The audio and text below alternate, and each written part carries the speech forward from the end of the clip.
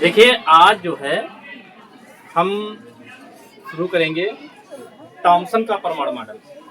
हमने आपको पिछली क्लास में पढ़ाया है यस जॉन डाल्टन का परमाणु मॉडल जो 1808 ईस्वी में आया था। कब आया था? 1808 ईस्वी। लगभग 100 सालों तक जॉन डाल्टन के परमाणु मॉडल को ही सही माना गया। लगभग 100 साल हो ही जाएंगे। वो 1808 में आया था और ये 1904 में आया था, 96 सालों तक, है नहीं? तो लगभग 100 सालों तक जॉन डाल्टन के परमाणु को सत्य माना गया। और आप जानते हैं कि जॉन डाल्टन के 5 पॉइंट थे, 5 पॉइंटों में से केवल 1 पॉइंट सही था, बाकी के 4 गलत थे, लेकिन वो बाद में गलत साबित हुए 100 सालों बाद, है नहीं? 100 सालों तक उनको सही माना गया। तो जॉन डाल्टन के परमाणु मॉडल को सबसे पहले अगर किसी ने गलत साबित किया तो वो पहले व्यक्ति यही थे, जे टॉमसन। क्योंकि जो जॉन डाल्टन थे उन्होंने कहा था परमाणु अविभाज्य है। परमाणु क्या है? अविभाज्य। मतलब परमाणु को और अधिक छोटे कणों में नहीं तोड़ा जा सकता। लेकिन जब ये जे टॉमसन आए तो इन्होंने अपना पहला पॉइंट जो दिया तो क्या दिया, पहले तो हम आपको बताते हैं कि जे टॉमसन नामक वैज्ञानिक ने जे टॉमसन नामक वैज्ञानिक ने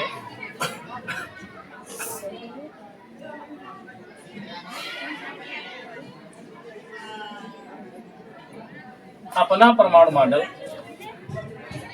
ने 1904 ईस्वी में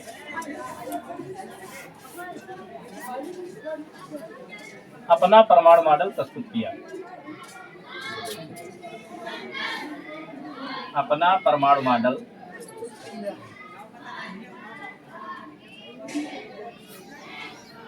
प्रस्तुत किया। जे टॉमसन नामक वैज्ञानिक ने 1904 ईस्वी में अपना परमाणु मॉडल प्रस्तुत किया। मतलब इससे पहले जो परमाणु मॉडल था वो किसका था? John Dalton. इन्होंने अपना जब प्रस्तुत किया, इन्होंने बताया कि जैसा जॉन डाल्टन ने बताया है वैसा परमाणु मॉडल नहीं होता है। इन्होंने पहला पॉइंट जो दिया उसमें यह बताया कि परमाणु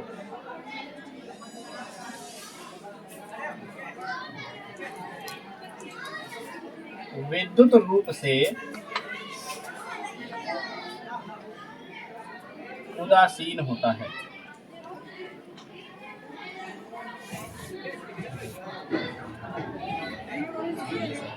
परमाणु जो है विद्युत रूप से उदासीन होता है, अर्थात परमाणु पर कोई आवेश नहीं होता है। परमाणु पूरा निरावेशित होता है। ठीक है। इनके कहने का मतलब ये था कि परमाणु में जितना धनावेश होता है उतना ही ऋणावेश होता है। जितना धनावेश होगा किसी तत्व पर उतने अगर हम ऋण आवेश दे देंगे तभी तो जीरो होगा। कहने का मतलब ये है कि जैसे अगर हमारे अकाउंट में 4 लाख रुपए का कर्जा हो, कितने का? 4 लाख। ठीक है, तो ये मान लीजिए ऋण हो गया। अगर हम इसमें 4 लाख जमा कर दें और जब 4 लाख जमा करेंगे तो प्लस हो जाएंगे 4 लाख। हो जाएंगे नहीं हो जाएंगे? तो ये पूरा कट के हमारा अकाउंट जो होगा क्या हो जाएगा? जीरो हो जाएगा। मतलब हमारे अकाउंट पे ना तो कर्जा रहेगा और ना जमा रहेगा। तो इसी प्रकार से इन्होंने बताया कि परमाणु में 2 प्रकार का आवेश होता है। ठीक है, एक धनात्मक और एक ऋणात्मक। इन्होंने बताया कि धनात्मक आवेश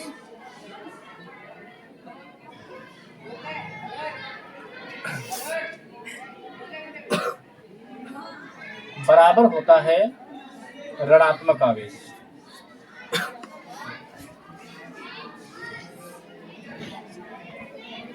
धनात्मक आवेश बराबर होता है ऋणात्मक आवेश। मतलब इन्होंने बताया कि परमाणु में 2 कण पाए जाते हैं। एक धनात्मक आवेश वाले और एक ऋणात्मक आवेश वाले। कहने का मतलब ये है धनात्मक आवेश क्या था, इलेक्ट्रॉन नहीं, धनात्मक तो था प्रोटॉन। धनात्मक आवेश क्या था, प्रोटॉन। तो प्रोटॉनों की संख्या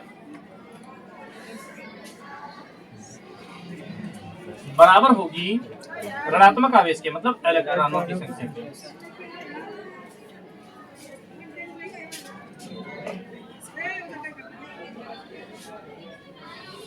और इस चीज को आप तभी समझ पाओगे जब आपके दिमाग में ये बसा रहेगा कि इलेक्ट्रॉन ऋणात्मक होते हैं और प्रोटॉन, जितना इलेक्ट्रॉन पर ऋण आवेश होता है उतना ही प्रोटॉन पर धन आवेश होता है।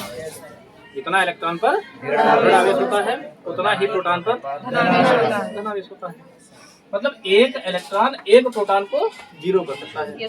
तो अगर इलेक्ट्रॉन किसी तत्व में, मान लीजिए सोडियम हमने ले लिया, सोडियम, तो सोडियम में अगर 11 इलेक्ट्रॉन होते हैं, कितने,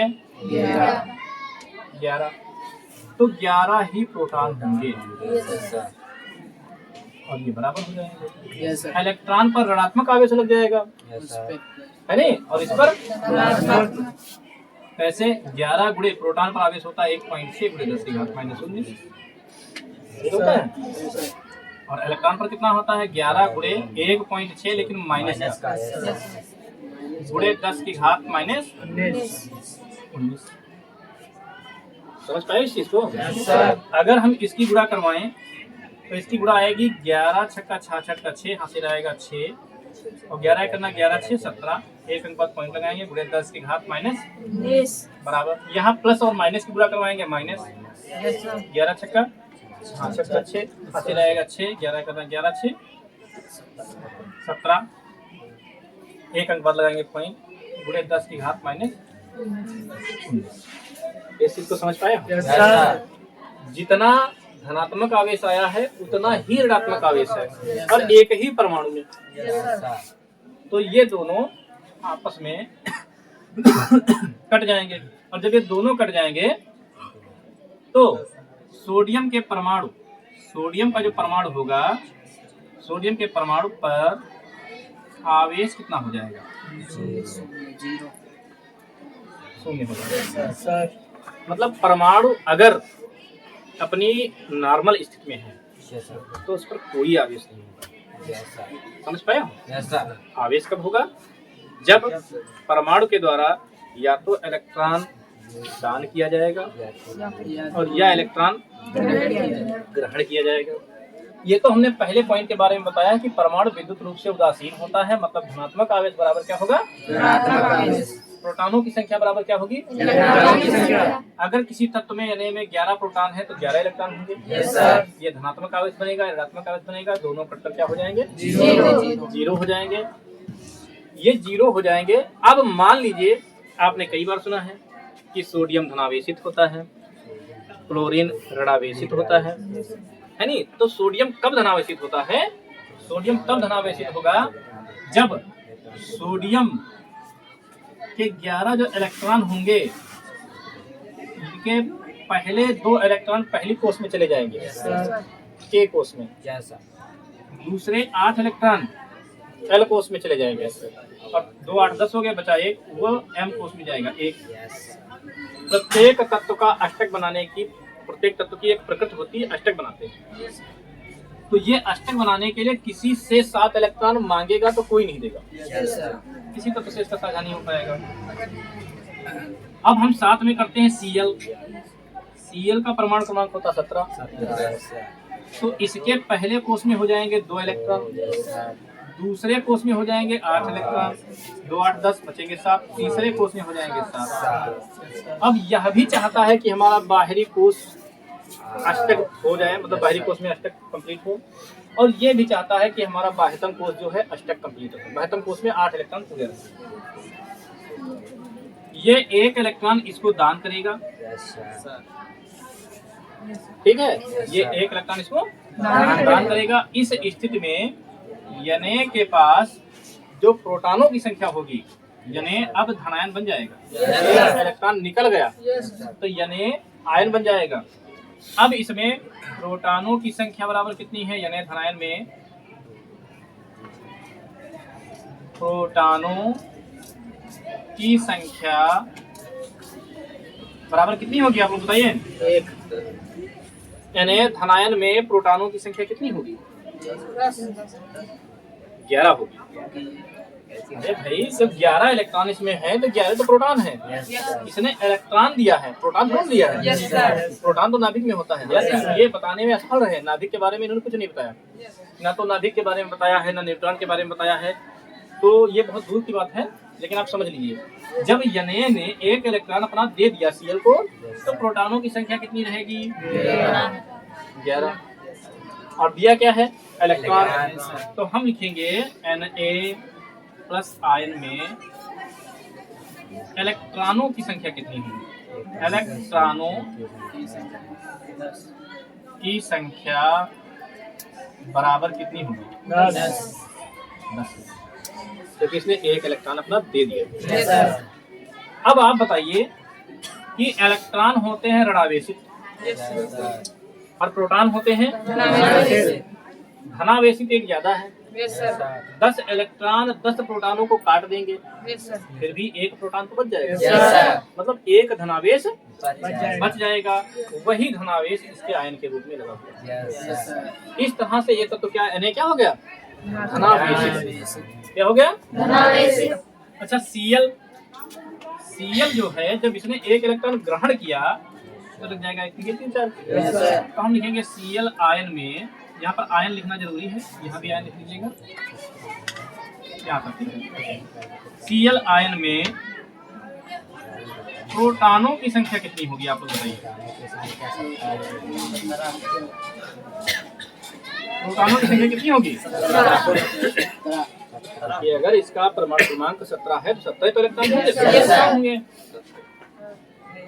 तो होगी 17। ठीक है। लेकिन अगर आपसे पूछा जाए कि Cl आयन में इलेक्ट्रॉनों की संख्या कितनी होगी, 18।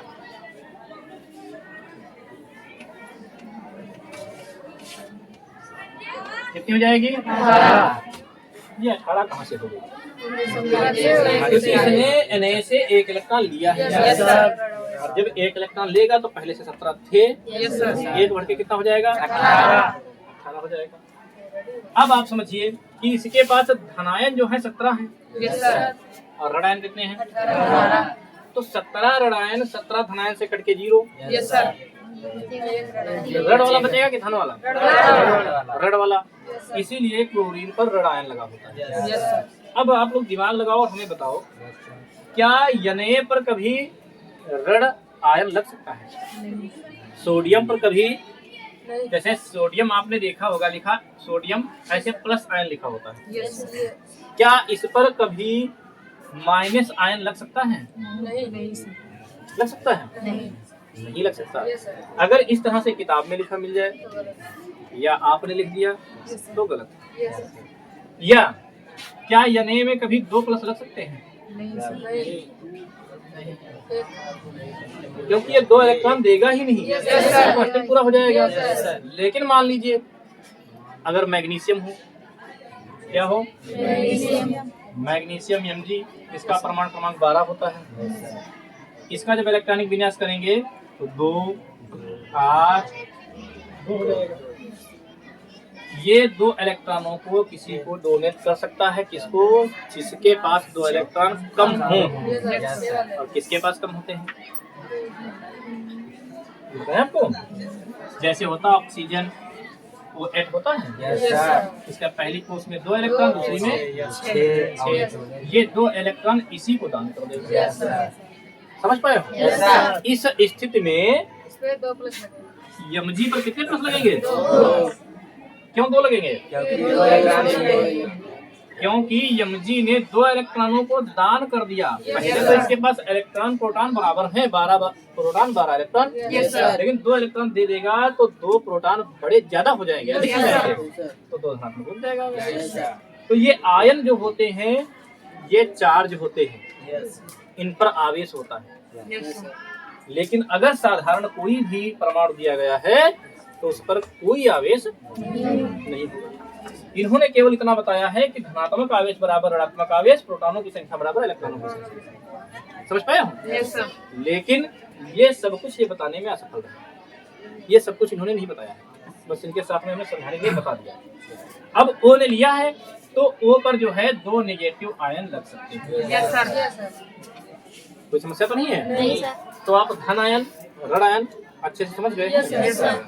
अच्छा, इसके बाद ये प्रोटॉन जो होता है इसमें जितने इलेक्ट्रॉन होते हैं उतने ही प्रोटॉन होते हैं। परमाणु जो होता है इसमें जितने इलेक्ट्रॉन होते हैं उतने ही प्रोटॉन होते हैं। तो विद्युत रूप से परमाणु हमेशा उदासीन रहेगा। हमेशा क्या रहेगा? उदासीन रहेगा। इनका जो दूसरा पॉइंट है,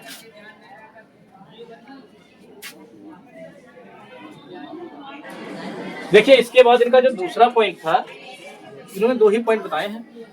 इनका जो दूसरा पॉइंट था वो गलत था। ये पॉइंट तो इनका सही है कि परमाणु विद्युत रूप से उदासीन है। तो परमाणु आज भी विद्युत रूप से उदासीन है, ठीक है। लेकिन इनका जो दूसरा पॉइंट था, अब हम उसकी चर्चा करेंगे। दूसरे बिंदु के बारे में, पॉइंट के बारे में। दूसरा पॉइंट क्या था कि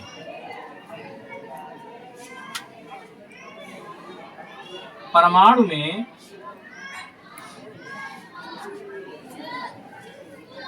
जितना धनावेश होता है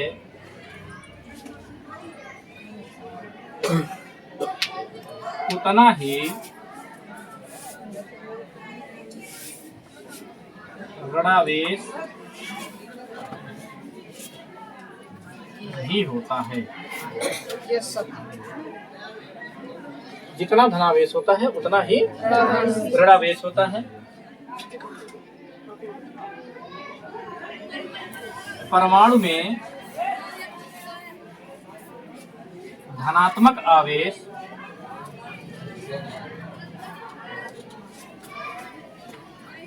पूरे परमाणु में, जो परमाणु होता है धनात्मक आवेश, इन्होंने बताया कि पूरे परमाणु में फैला होता है। धनात्मक आवेश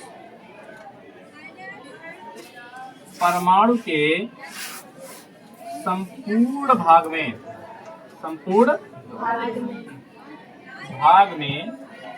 फैला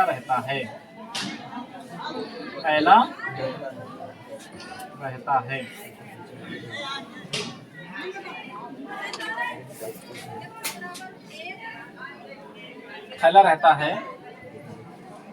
तथा इलेक्ट्रॉन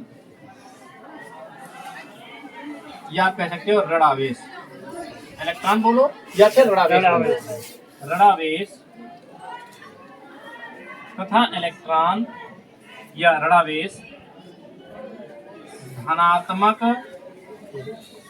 आवेश के बीच बीच में धसा होता है।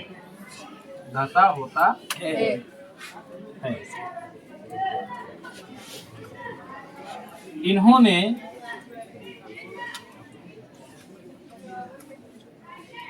अपने परमाणु की तुलना किससे करी थी? किससे की थी? तरबूज से की थी। इन्होंने अपने परमाणु की तुलना जो है तरबूज से की थी। जैसे इन्होंने कहा कि ये कटा हुआ तरबूज है। ये क्या है? कटा हुआ तरबूज। और जब कटा हुआ तरबूज, जो पका तरबूज होता है, उसको जब आप बीच से काटेंगे तो उसका ये बीच वाला भाग जो है लाल दिखेगा। कैसा दिखेगा? लाल दिखेगा। तो इन्होंने अपने परमाणु की तुलना जो है तरबूज से की थी। इन्होंने बताया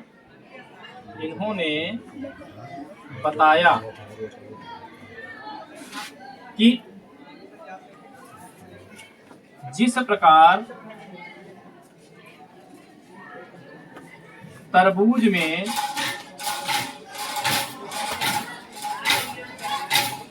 लाल खाने योग्य नहीं, इन्होंने बताया कि परमाणु में धनात्मक आवेश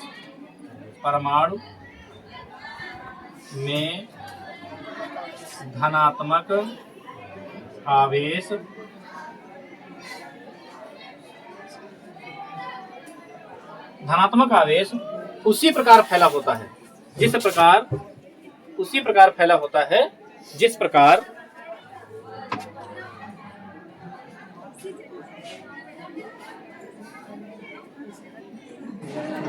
तो इन्होंने बताया कि परमाणु में धनावेश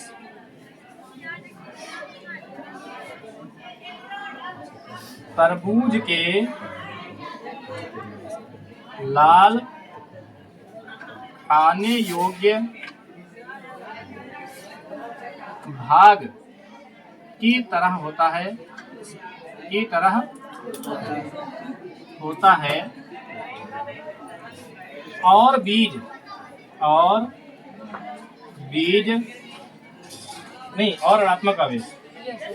और ऋणात्मक आवेश तरबूज के बीजों के समान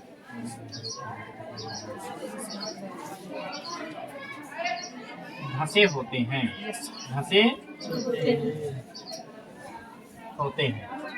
इन्होंने बताया कि धनात्मक आवेश जो होता है, जैसे कि आप ये गोल सर्कल देख रहे हैं सफेद रंग का, इसको मान लीजिए, अब लाल रंग से करने की कोई व्यवस्था है नहीं, मान लीजिए अगर लाल मार्कर होता चौड़ा, जिसको कहते हैं हाइलाइटर, ठीक है, तो उससे लाल करके बता देते हैं। मान लीजिए कि ये लाल रंग है, फिर तरबूज काटा गया, मान लीजिए कि ये, कल्पना कर लीजिए कि लाल रंग है। अब इस लाल रंग में जब आप तरबूज काटेंगे तो कुछ इस तरह से इसमें बीच में जो है आपको क्या दिखाई देगा? बीज दिखाई देगा, ठीक है। तो जे टॉमसन के अनुसार ये जो लाल खाने योग्य भाग था, इसको इन्होंने बताया धनावेश है। क्या है? मतलब धनात्मक आवेश। और जो ये बीज के समान बीच में धसे हुए पार्टिकल दिखाई दिए, टुकड़े दिखाई दिए, इनको इन्होंने कहा ऋणावेश है, ठीक है। तो इन्होंने अपने परमाणु की जो तुलना है वो तरबूज से की है, इसलिए इनके इस मॉडल को तरबूज मॉडल भी कहते हैं, ठीक है। जे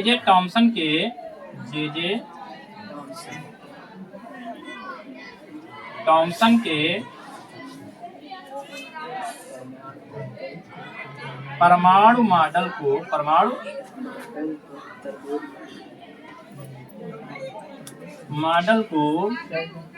तरबूज मॉडल भी